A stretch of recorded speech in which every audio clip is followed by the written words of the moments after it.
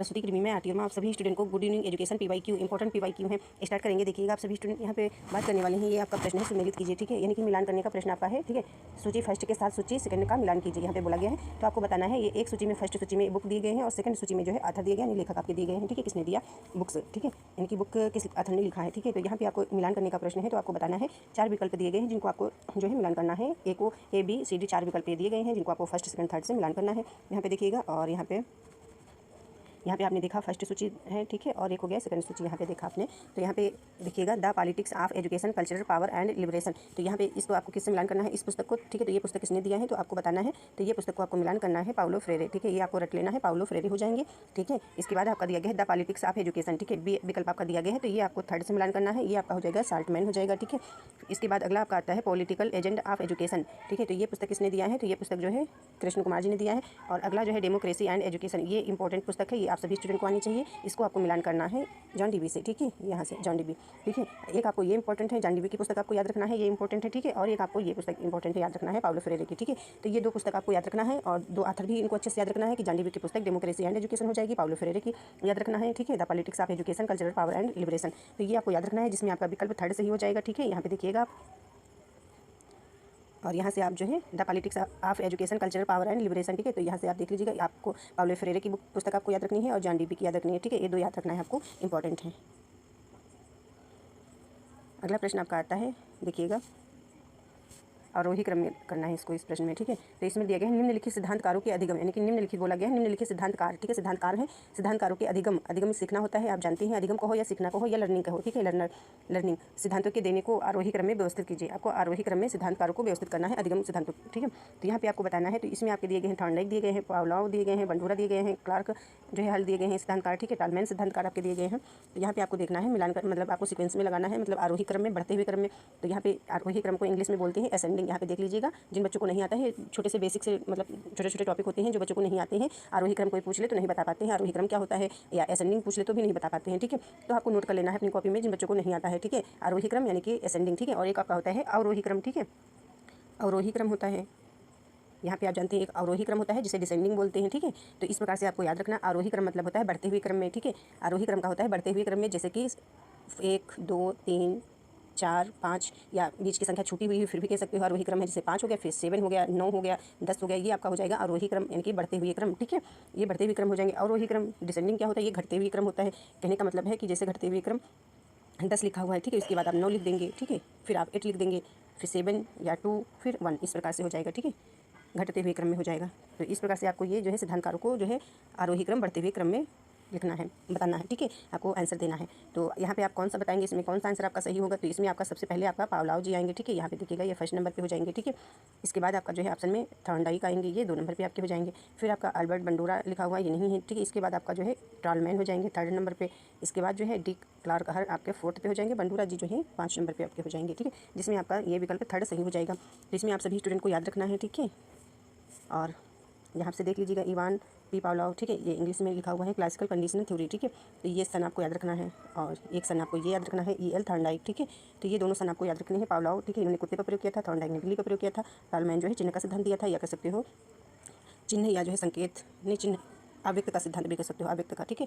तो I hope ये इतना आपको समझ में आया होगा, ठीक है। और इसके बाद अगला प्रश्न आप देखिएगा, अल्बर्ट बंडूरा सामाजिक सिद्धांत दिया, ठीक है। तो ये हो जाएगा। और अगला प्रश्न यहाँ पे होगा आपका है, सारे इंपॉर्टेंट प्रश्न हैं, आप सभी स्टूडेंट अच्छे से पढ़िएगा, ठीक है। आपको प्रैक्टिस करनी है, तो प्रैक्टिस के तौर पे हम पढ़ा रहे हैं आपको। थ्योरी क्लासेस हमने आपको पढ़ा रखा है, सारी की सारी थ्योरी क्लासेस हमने कराई है 1st से 10 तक, ठीक है। सारी यूनिट हमने आपको कवर करा दी है, ठीक है, एजुकेशन सब्जेक्ट का, ठीक है। आप सभी स्टूडेंट अच्छे से कवर कर लीजिए, पढ़ सकते हो आप, अभी टाइम है आपके पास, सारा एक बार रिविजन कर लीजिएगा। यहाँ पे प्रश्न आपका दिया गया है, निम्नलिखित में से किसने सिफारिश की है कि उच्चतर शिक्षा के लिए एक स्वतंत्र नियामक प्राधिकरण, ठीक है, प्राधिकरण को NCTE AICTE UGC और अन्य के स्थान पर, यानी कि अन्य के स्थान पर प्रतिस्थापित करना चाहिए। ये जो यहाँ पे इंग्लिश में लिखा हुआ है, तो यहाँ से आप पढ़ लीजिए, ठीक है। NCTE और AICTE UGC, ठीक है। तो इसमें आपका आंसर सही हो जाएगा 1st नंबर का राष्ट्रीय ज्ञान आयोग, ठीक है, नेशनल नॉलेज कमीशन, ये आपको याद रखना है। यहाँ पे देखिएगा ये सिफारिश की उच्चतर शिक्षा के लिए एक स्वतंत्र नियामक प्राधिकार, ठीक है, प्राधिकरण। प्राधिकरण आपको याद रखना है, अथॉरिटी। यहाँ पे देख लीजिएगा, ये सब चीज़ें इंग्लिश में लिखा हुआ है, देख लीजिएगा, पढ़ लीजिएगा अच्छे से आप। और इसके बाद आपको देखना है राष्ट्रीय ज्ञान आयोग, जो अभी आपने देखा नेशनल आंसर जो आपका सही आया, ठीक है, नेशनल नॉलेज कमीशन, ठीक है। तो राष्ट्रीय ज्ञान आयोग, कमीशन मतलब आयोग होता है, ठीक है, नॉलेज मतलब ज्ञान हो गया, नेशनल मतलब राष्ट्रीय हो गया, ये चीज़ यहाँ पे, ठीक है, ये चीज़। तो ये आपको डिटेल में पढ़ना है, इसलिए आपका व्याख्या के तौर पर दिया गया है। तो यहाँ पे देखना है, सिफारिश की है कि उच्चतर शिक्षा के लिए एक स्वतंत्र नियामक प्राधिकरण कोई NCTE, AICTE, UGC एवं अन्य संस्थाओं के स्थान पर प्रतिस्थापित किया जाए। राष्ट्रीय ज्ञान आयोग की स्थापना 13 जून 2005 को सैम पित्रोदा, ठीक है, पित्रोदा की अध्यक्षता में हुआ था, ठीक है। इसने अपना संपूर्ण प्रतिवेदन 2009 में राष्ट्र के नाम प्रतिवेदन के नाम से प्रकाशित किया। यह प्रतिवेदन 5 भागों में विभाजित था: ज्ञान की सुलभता और ज्ञान के सिद्धांत, सृजन और अनुप्रयोग सेवाएं, ठीक है। ये आपका इतना हो गया। और इसके बाद आपको देखना है यहाँ पे यशपाल जी ऑप्शन में थे, तो इनको भी देखना है थोड़ा सा आपको। 1992 में इस समिति ने शिक्षा प्रणाली में सुधार हेतु बिना बोझ के शिक्षा की सिफारिश की, ठीक है। बिना बोझ के शिक्षा जब आ जाए ये वर्ड आपको, तो ये यशपाल से आप मिलान करिएगा, मिलान में पूछा जाए तो।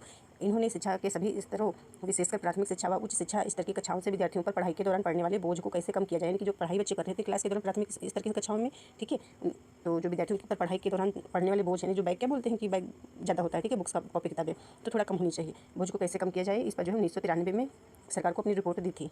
कोठारी कमीशन देखना है 1964 से 66 की स्थापना शिक्षा के सभी स्तरों पर शिक्षा की गुणवत्ता और कमियों में सुधार के लिए स्थापित किया गया। ये कोठारी कमीशन जो है, ये आपको इतना पॉइंट याद रखना है, सभी स्तर की शिक्षा की बात करी है, ठीक है, गुणवत्ता और कमियों में सुधार के लिए। चाहे तो ये आप पॉइंट आप सभी स्टूडेंट नोट कर लीजिएगा अपनी कॉपी में। और इसने शिक्षा के विकेंद्रीकरण की बात की है।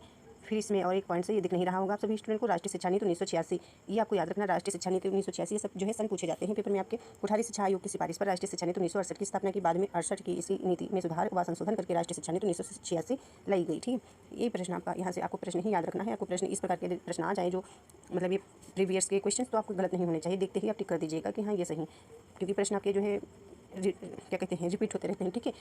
10 से 20 प्रश्न आपको मिल जाएंगे, ठीक है। और यहाँ पे अगला प्रश्न आपका आएगा, यहाँ पे देखिएगा, ये प्रश्न आपका है अगला प्रश्न, राष्ट्रीय अध्यापक शिक्षा परिषद NCTE, ठीक है, ये NCTE लिखा हुआ है, यहाँ पे देख लीजिएगा, एक विनियामक संस्था के रूप में अस्तित्व में आई। तो यहाँ पे ये आपका थर्ड विकल्प से ही हो जाएगा 1995 में, 17 अगस्त 1995 को, ठीक है। तो ये याद रखिएगा, आप सभी स्टूडेंट को याद रखना है, आपको रटने हैं सारे प्रश्न, ठीक है, रट के जाने हैं आपको। और बाकी तो आपको क्लासेस हमने करा रखी हैं, पूरा का पूरा सिलेबस हमने कवर कराया है, एजुकेशन का पूरा सिलेबस हमने कवर कराया है, उसको आप पढ़ लीजिएगा, ठीक है। और अगला प्रश्न आपका आता है, विद्यालयों को समावेशन के अवरोधों को क्यों दूर करना चाहिए। यहाँ पे अवरोधों लिखा हुआ है, ठीक है, यानी कि विद्यालयों को समावेशन के अवरोधों को क्यों दूर करना चाहिए, बैरियर्स अवरोध, ठीक है, यानी कि रुकावट या बाधा कह सकते हो। तो इस प्रकार से आप अपने मुताबिक पढ़ सकते हो कि विद्यालयों को समावेशन बाधाओं को क्यों दूर करना चाहिए, ठीक है। तो यहाँ पे ये आपका विकल्प सही हो जाएगा थर्ड, वह सुनिश्चित करने के लिए कि विकलांग और गैर विकलांग, यहाँ पे गैर विकलांग लिखा हुआ है, विद्यार्थी एक साथ शिक्षा प्राप्त करें, ठीक है। प्रश्न में ये पूछा गया है कि विद्यालयों को समावेशन के और यहाँ पे अवरोधों पूछा गया है, तो आपको यहाँ पे अपने हिसाब से पढ़ लेना है, विद्यार्थियों को समावेशन के अवरोधों को क्यों दूर करना चाहिए। तो ये आपका विकल्प सही होगा। यहाँ पे आप बाधा बोल सकते हो, बाधाएं को क्यों दूर करना चाहिए या रुकावटों को क्यों दूर करना चाहिए। तो ये हो जाएगा विकलांग और गैर विकलांग विद्यार्थी एक साथ शिक्षा प्राप्त करें, इसलिए दूर करना चाहिए बाधाओं को। अगला प्रश्न देखिए, बंडूरा, यानी कि ये आपका प्रश्न है, बंडूरा के सामाजिक सीखने का सिद्धांत को सेतु के रूप में माना जाता है। यहाँ पे देखिएगा, तो ये आपका हो जाएगा थर्ड विकल्प से, व्यवहारवाद और संज्ञानवाद के बीच, ये आपका विकल्प सही हो जाएगा, बंडूरा के सामाजिक सीखने का सिद्धांत, ठीक है, सेतु के रूप में। तो ये आपको याद रखनी है। इसके बाद आपको देखना है अगला प्रश्न, ये प्रश्न आपको दिख नहीं रहा होगा समथिंग, तो यहाँ पे देखिएगा, पढ़ के बोल रहे हैं तो अच्छे से सुनिएगा। निम्नलिखित में से किसे समाजशास्त्र का जनक माना जाता है। इतने इजी भी प्रश्न आते हैं आपके पेपर में, ठीक है, कि समाजशास्त्र का जनक किसे माना जाता है। नहीं आता अपनी कॉपी में नोट कर लीजिएगा, अगस्त कामटे, ठीक है, इसको अपनी कॉपी में नोट कर लीजिएगा अच्छे से, यहाँ पे व्याख्या के तौर पर आप पढ़ सकते हो, क्योंकि छोटी छोटी चीज़ें आपको जो है बहुत आगे ले जाती हैं, ठीक है। इसके बाद आप यहाँ पे देखिएगा, अगला प्रश्न आपका आता है, निम्नलिखित में से किसने रचनात्मक एवं संकलनात्मक मूल्यांकन शब्दों का प्रतिपादन किया है। तो यहाँ पे आप देखेंगे रचनात्मक एंड संकलनात्मक मूल्यांकन शब्दों का प्रतिपादन किया है। तो इसमें जो हो जाएगा ये जो है माइकल स्क्रीवन, ठीक है, इसको भी अपनी कॉपी में नोट कर लीजिएगा अच्छे से, ठीक है। तो आप सभी जानते हैं ये रचनात्मक और संकलनात्मक को जो है माइकल स्क्रीवन ने दिया है, नोट करिएगा अपनी कॉपी में। रचनात्मक को क्या बोलते हैं, फॉर्मेटिव, यहाँ पे लिखा हुआ देख लीजिएगा, और संकलनात्मक को क्या बोलते हैं, सुमेटिव। तो ये जो फॉर्मेटिव रचनात्मक होता है ये क्लास के दौरान होता है, ये जो होता है क्लास समाप्ति के बाद होता है, मतलब जो वार्षिक परीक्षाएं आपकी होती है उनके अंत में होता है, या कह सकते हैं एक लेसन समाप्ति के बाद आपका जो आकलन किया जाता है, ठीक है, ये मतलब मूल्यांकन जो किया जाता है, सॉरी। और आपको नोट करते चलना है यहाँ पे रचनात्मक एवं यानी कि फॉर्मेटिव एंड जो है सुमेटिव, ठीक है। तो मूल्यांकन शब्दों का प्रतिपादन जो है किसने किया है, तो माइकल स्क्रीवन ने किया है 1967 में किया है। तो ये पॉइंट्स आपको नोट करते चलना है, अच्छे से आप नोट कर लीजिएगा, छोटे छोटे पॉइंट्स आप नोट करते चलिए। ये आपके जो है आप जब वैकेंसी आएगी तो फॉर्म फिल करेंगे, ठीक है, तो उसमें भी बहुत आपको हेल्प मिलेगी, ठीक है। इंटरव्यू होगा उसमें हेल्प मिलेगी, ठीक है, और बहुत जगह हेल्प आपको मिलेगी, आप तैयारी कर रहे हैं, ठीक है। और यहाँ पर डिटेल में इनको देख सकते हो आप। भूमिका के तौर पे, भूमिका में मूल्यांकन करते समय छात्रों में सुधार संभव होता है जो क्लास के दौरान जो है आपका सुधार हो सकता है जो पढ़ाया जाता है बच्चों को। योगात्मक भूमिका सुधार संभव नहीं हो पाता है, ठीक है। आपको प्रश्न आपको रिपीट हो तो इनको जो है आपका गलत ना हो, बस इतना ध्यान रखिएगा आप, और अपना जो है रिवीजन करते रहें, ठीक है। प्रभावी संवाद संप्रेषण में अवरोधों को पहचाने। अवरोध अभी हमने आपको बताया था, बैरियर्स या रुकावट या बाधा कह सकते हो। तो इस प्रकार से आप कह सकते हो, जैसे यहाँ पे आपको नहीं समझ में आ रहा है इसका अर्थ, ठीक है। तो संप्रेषण तो आपको समझ में आ रहा है, कम्युनिकेशन या संचार कह सकते हो। तो कम्युनिकेशन जो होता है, संचार जैसे बातचीत कर रहे हो आप, ठीक है। तो ये जो होता है कम्युनिकेशन संप्रेषण, तो संप्रेषण में जो बाधाएं आती हैं उनको पहचानना है आपको। जैसे आप और जैसे टीचर पढ़ा रहे हैं, आप पढ़ रहे हैं, तो जो बाधाएं आती हैं, रुकावटें होती हैं, उनको आपको पहचानना होता है। या आप दो फ्रेंड्स बात कर रहे हैं तो उनके बीच जो बाधाएं आ रही हैं, ठीक है, उनको जो है पहचाने, ये ऐसे बोला गया है इसके अंतर्गत, तो आपको जानना है। अवरोधों का इसका जो है हिंदी आप नोट कर लीजिएगा, बाधाएं या कह सकते हो रुकावट, ठीक है। अवरोध सबसे कम समझ में आएगा, ठीक है, आप सभी स्टूडेंट को। तो बाधाएं या रुकावट आप लिख लीजिएगा, ठीक है, रुकावटें लिख लीजिएगा, बोल रहे हैं तो आप लिख लीजिएगा। और इसके बाद आप देखना है आपको, इसमें पहचानना है इसमें आपको। यहाँ पे आप देखिएगा इसमें कौन कौन से शब्द दिए गए हैं। शोर दिया गया है, नकारात्मक दृष्टिकोण, अस्पष्ट लेखा चित्र दिया गया है, और अपभाषा दिया गया है, और सकारात्मक व्यवहार दिया गया है, जिसमें एक आपका शोर हो जाएगा। शोर तो बाधा होता ही है, ठीक है, रुकावटें करते हैं आप, ठीक है, कम्युनिकेशन में। और प्रभावी समाज जो लिखा हुआ है यानी कि संप्रेषण में, और आप कह सकते हो नकारात्मक दृष्टिकोण, ठीक है, ये भी आपका हो जाएगा। और एक आपका सी हो जाएगा, अस्पष्ट लेखा चित्र, अच्छा सा लिखा ना हो, ग्राफिक्स, ठीक है, ये सब चीज़ें हो जाएंगी। और आपका डी हो जाएगा, सकारात्मक व्यवहार हो जाएगा, जिसमें आपका ये सेकंड विकल्प आपका सही हो जा रहा है।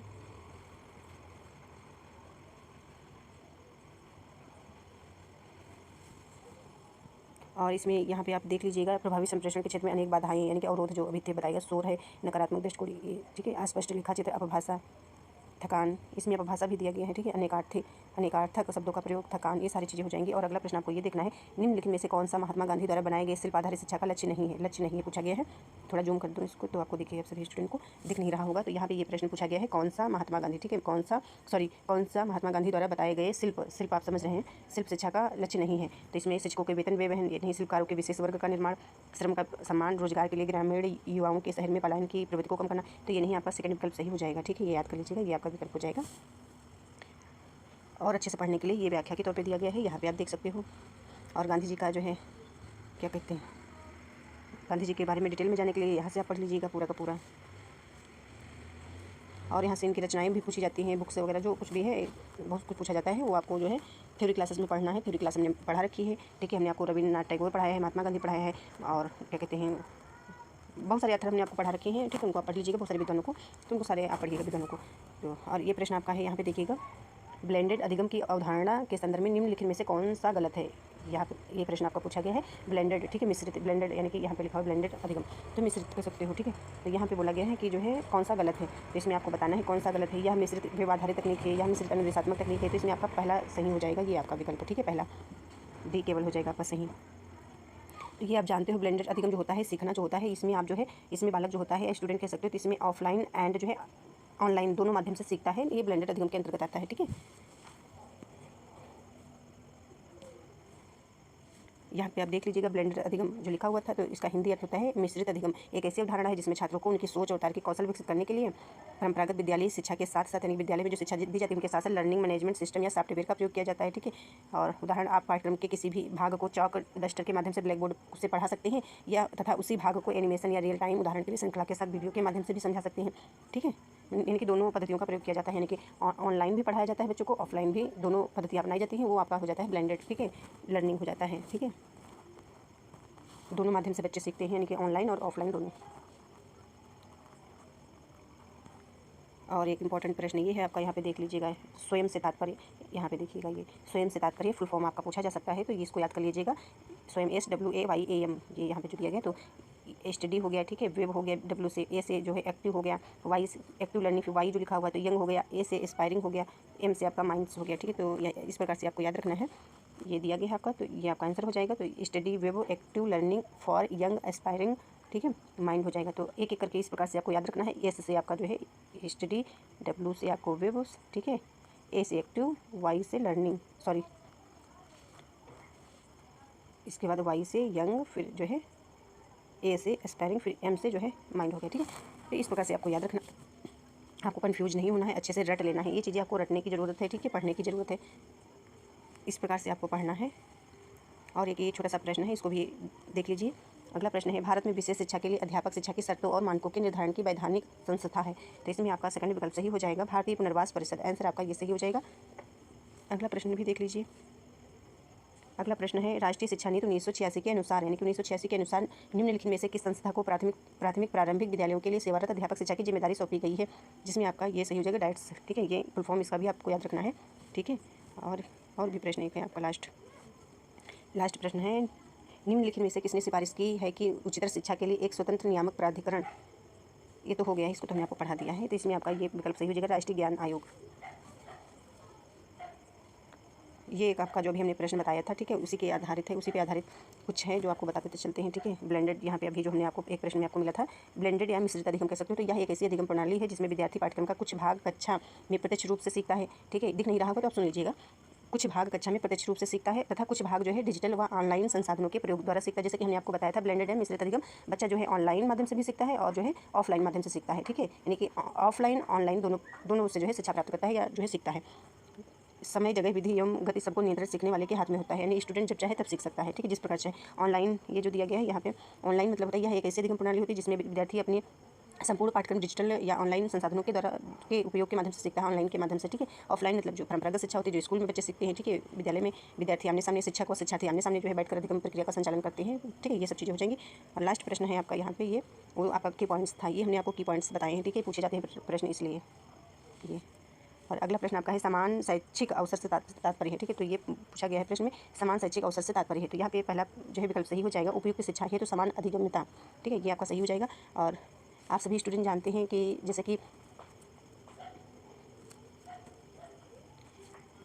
जैसे आप सभी स्टूडेंट जानते हैं कि जैसे कि आपने नेट क्वालिफाई करा, ठीक है, नेट क्वालिफाई करा या जेआरएफ करा या पीएचडी करा, ठीक है, और आपकी जॉब लग गई, गवर्नमेंट आपकी जॉब लग गई। ठीक है, गवर्नमेंट आपकी जॉब लग गई। ठीक है, नहीं लगी जिन बच्चों की, तो उनको परेशान होने की जरूरत नहीं है। ठीक है, क्योंकि परेशान होना इसलिए नहीं है, आपको इस प्रकार से पढ़ना है कि आपको नॉलेज होना चाहिए। आप जो नेट में पढ़ रहे हो आपको रटा होना चाहिए, मतलब आपको अच्छे से समझ के पढ़ना है, रट के नहीं पढ़ना है। जो चीज़ें रटनी है उनको आपको रटनी ही पड़ेंगी। ठीक है, बाकी आपको समझ के पढ़ना है। ठीक है, और यदि जॉब आपको ना मिले तो जैसे क्या कहते हैं, बी प्लान होता है। ठीक है, तो बी प्लान तो मैं नहीं कहूँगी। ठीक है, क्योंकि आपका ए प्लान ही काफ़ी है। ठीक है, ये प्लान ही काफ़ी है, क्योंकि जब आप पढ़ेंगे आपको इतना नॉलेज होगा। ठीक है, तो गवर्नमेंट जॉब नहीं लगी तो कोई बात नहीं। आप खान सर नाम सुना है? ठीक है, आपने खान सर नाम सुना कि नहीं सुना है? आपने खान सर नाम सुना, अभी सुना है? ठीक है, अभी शादी भी करे हैं। ठीक है, तो जो खान सर जैसे टीचर तो बन ही सकते हैं खान सर। ठीक है, जैसे आप गवर्नमेंट जॉब नहीं पाए कोई दिक्कत नहीं, आपको नॉलेज है। ठीक है, भरपूर नॉलेज है, आप मास्टरी हासिल कर लिए। ठीक है, एजुकेशन सब्जेक्ट में आपका एजुकेशन सब्जेक्ट है। ठीक है, आपने मास्टरी हासिल कर ली, आपको पढ़ाना है बच्चों को। क्या करना है आपको? बस पढ़ाना है बच्चों को अच्छे से समझा करके। ठीक है, जब आपको नॉलेज होगा तो आप बच्चों को समझा पाएंगे। फिर क्या है, आपको जॉब की क्या ज़रूरत है? आप खान सर को देख लीजिए, मान सम्मान सब कुछ तो है और बच्चों को पढ़ा भी रहे हैं, पैसा भी अच्छा है। ठीक है, सब कुछ मिल रहा है। तो आप जो है परेशान होने की आप किसी भी स्टूडेंट को ज़रूरत नहीं है। जो बच्चे जो मेरी वीडियो देख रहे हैं, बिल्कुल भी उनको परेशान होने की जरूरत नहीं है। अपना जो है ज्ञान बढ़ाओ। ठीक है, अपना जो एजुकेशन सब्जेक्ट है सब्जेक्ट, ठीक है, इस पर आप जो है अच्छे से कवर करो, इसको पढ़ो, अच्छे से ज्ञान अर्जित करो। जॉब नहीं लगती तो कोई बात नहीं।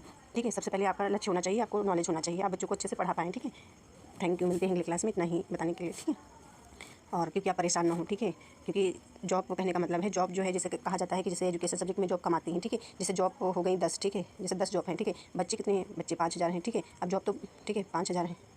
ठीक है, तो 5000 बच्चों में जॉब तो 10 ही बच्चों को मिलेगी ना, 5000 को तो नहीं मिल जाएगी। तो जो बच्चे नहीं जॉब पाएंगे तो उनको क्या करना है, उनको जो है अपना जो है पढ़ाना है। ठीक है, पढ़ाना है। ठीक है, आपको टीचर बनना है, आपको पढ़ाना है और एक अच्छा टीचर बनना है। खान सर तो नहीं बन सकते आप। ठीक है, नहीं, ये तो नहीं कहेंगे कि खान सर नहीं बन सकते, खान सर से भी ऊंचा ओहदा आपका हो सकता है, खान सर से भी आप बड़े सर बन सकते हैं। पर खान सर जैसे नहीं तो खान सर से अच्छे तो बन ही सकते हैं, अच्छे नहीं तो छोटे खान सर तो बन ही सकते हैं। ठीक है, तो आपका इस प्रकार से पढ़ाई होनी चाहिए कि आपको कुछ करना है। ठीक है, पढ़ करके आपको नाम करना है अपना। ठीक है, ये नहीं कि आपने पढ़ा है तो आपको बस ऐसे ही बैठना है, बैठना नहीं है, बस धीरे धीरे चलते जाना है आपको। ठीक है, थैंक यू, मिलते हैं अगले क्लास में।